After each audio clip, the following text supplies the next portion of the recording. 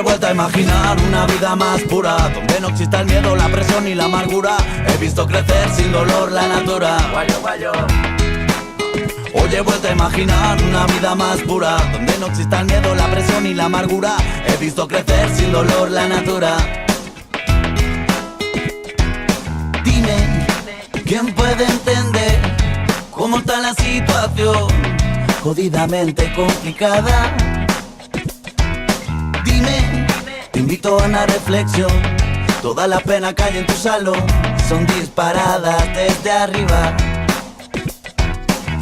Yo no sé cómo entender, me pongo enfermo. La realidad duele, juro que no la entiendo. No sé qué hacer ni qué estamos haciendo.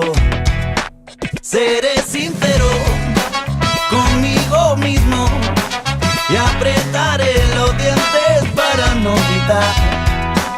Tan desgraciado que el sentimiento.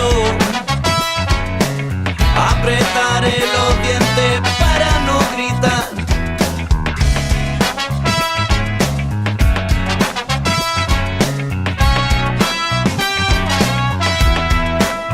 Hoy he vuelto a imaginar una vida más pura, donde no exista el miedo, la presión y la amargura. He visto crecer sin dolor la natura. Guayo, guayo. Hoy he vuelto a imaginar una vida más pura, donde no exista el miedo, la presión y la amargura. He visto crecer sin dolor la natura.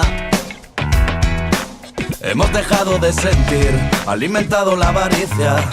Ya no quedan apenas caricias y esa sensación de vivir, pues no se nota mucho, que puedo decir. Yo que intento sonreírle a la vida, imagino que mejoran las movidas. Imagino tanto que ves, siempre imagino yo lo que no es. Porque al dejar de imaginar, solo me da por pensar puta realidad. Maldita vida. Me calmaré para no enfermar.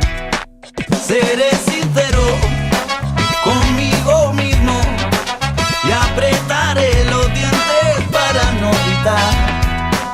Tan desgraciado